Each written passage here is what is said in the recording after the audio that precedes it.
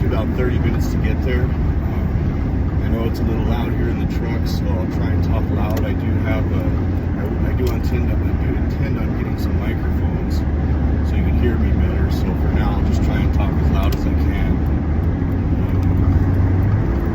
Yeah, it's currently 3:40. My plan is to be in the gym at 4 to get some shoulders and arms and shoulders.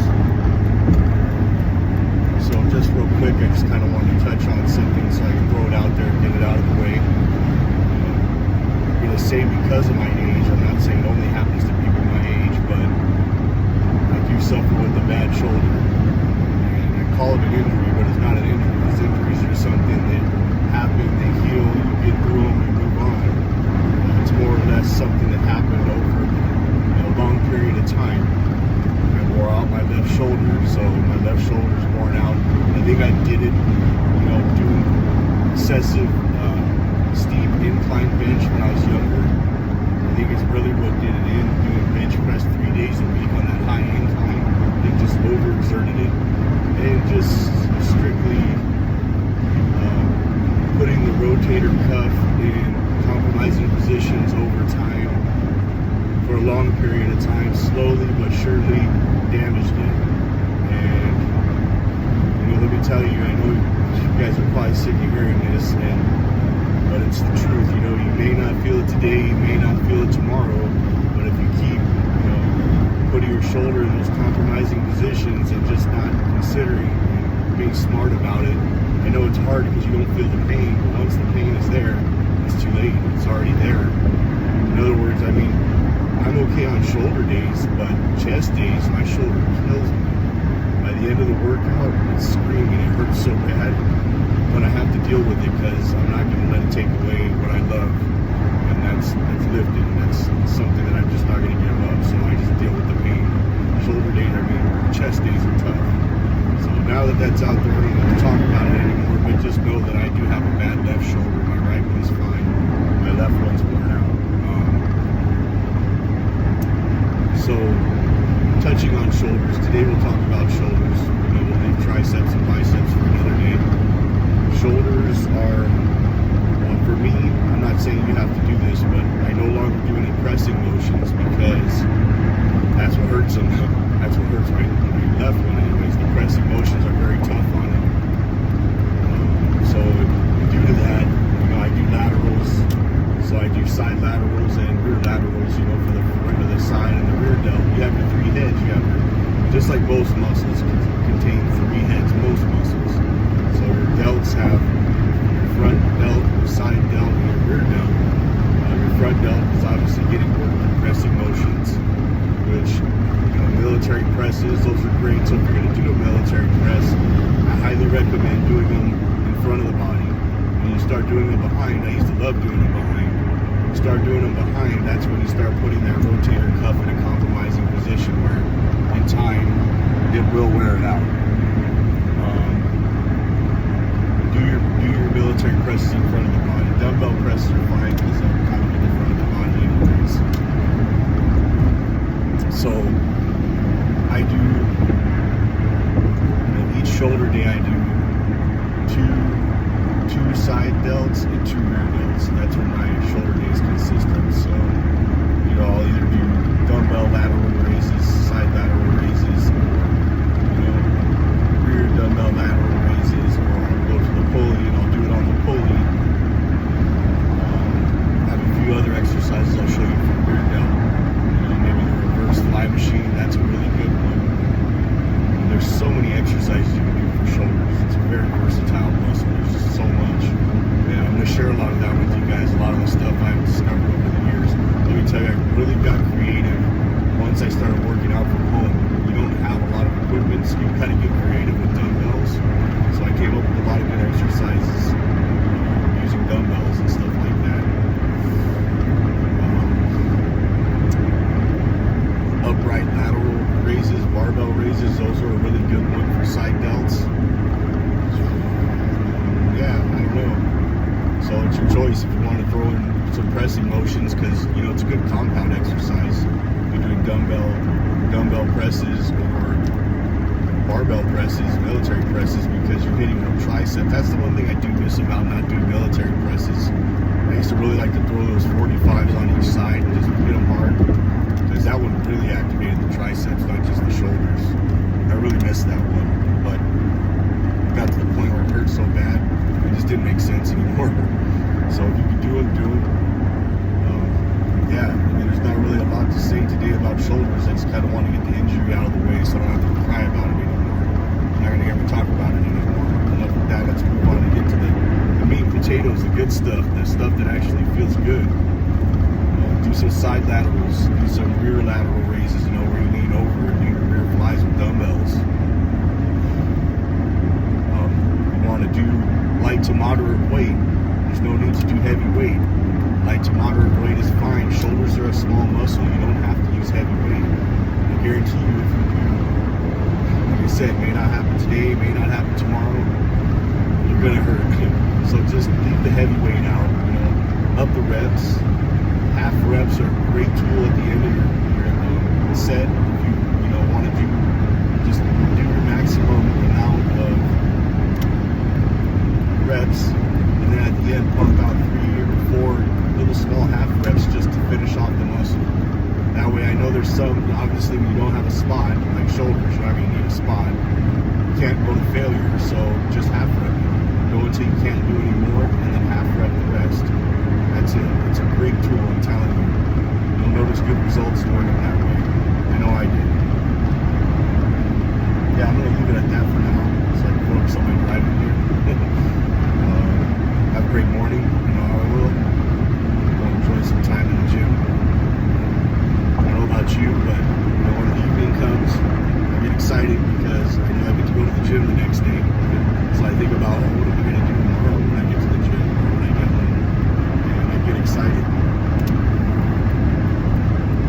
Yeah, that's how I feel about the gym and working out. I get really, really excited about it. I look forward to it. I think you know what I'm talking about if you love the gym like I do. You know exactly what I'm talking about. It kind of breaks the monotony of your busy day where you got to take, I love taking care of my family, don't get me wrong. Taking care of my family or obviously work. Work is work. I do love my job. But the gym, it gives you that one little thing that you have to get excited about. It works for me. I mean, it keeps me going, let me tell you. I have a good life. Gym is a huge part of it, so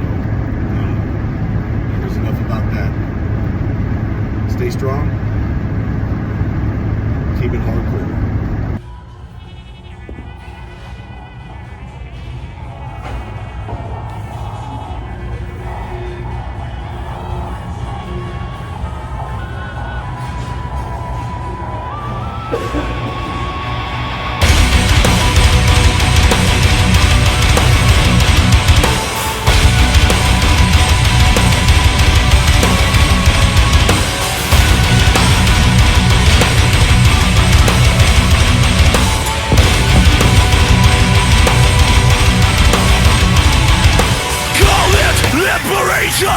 Frustration, lasting it's like a blow, tearing you apart as you first in line, entering the sound.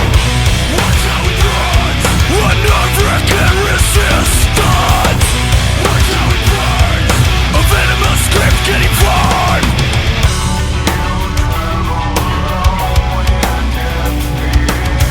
And now it's waking you up, waking you up. Walk straight for a final solution. Walk straight, don't kill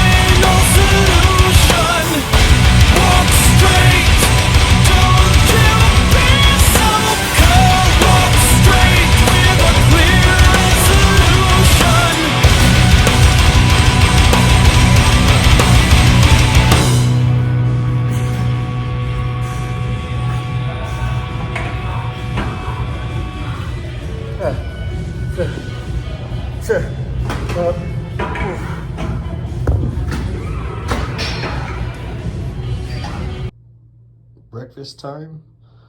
Meal number one, my breakfast of choice today is 2 frozen breakfast burritos. Meal number 2 is gonna be good old-fashioned peanut butter and jelly. Can't go wrong with the PB&J. So that's my meal number 1. Meal number 2 today. Yeah, not the most exciting breakfast, but breakfast is one of the things I like to rotate. I don't eat the same thing every day, so I have like 3 or 4 breakfasts that I go, I rotate back and forth on, so I don't get tired, because you tend to get tired of eating the same thing every day. Same with the second meal. It's something that I rotate. I have different things that I eat, as you'll see. They're probably not the most healthy, clean choices, but when you're dirty bulking, you really don't care. You're just trying to get in the calories, so it is what it is.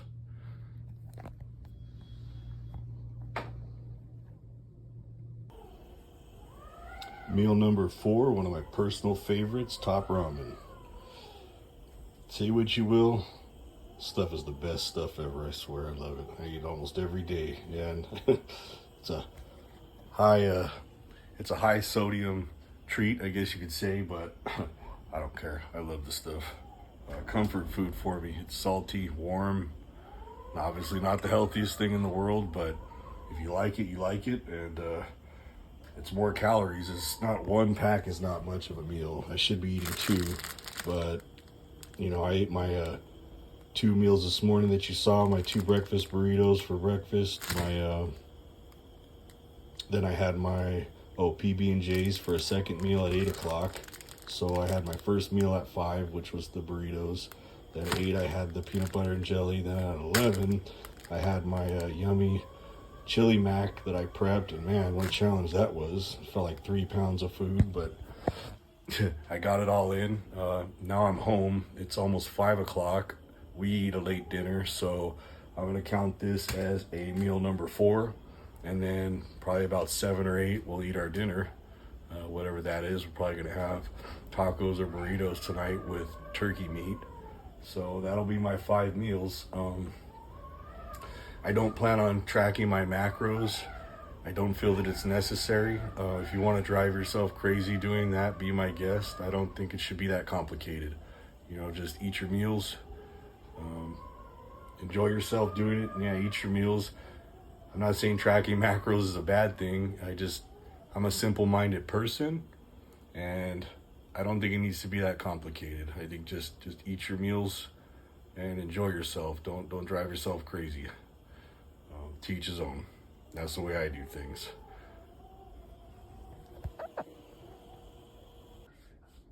So, we decided to go with pizza for dinner. Yes, it is 9:14 at night. I guess that's kind of just how it goes when you go to the gym and have a busy life. Sometimes you end up eating your dinner at 9 o'clock at night. But man, doesn't that look good? Dirty bulking at its finest. Who would have known? Bodybuilder / personal trainer with a diet like this. Who would have guessed? This is my life. This is what I do. These are the things I eat, the things I do. I love every minute of it.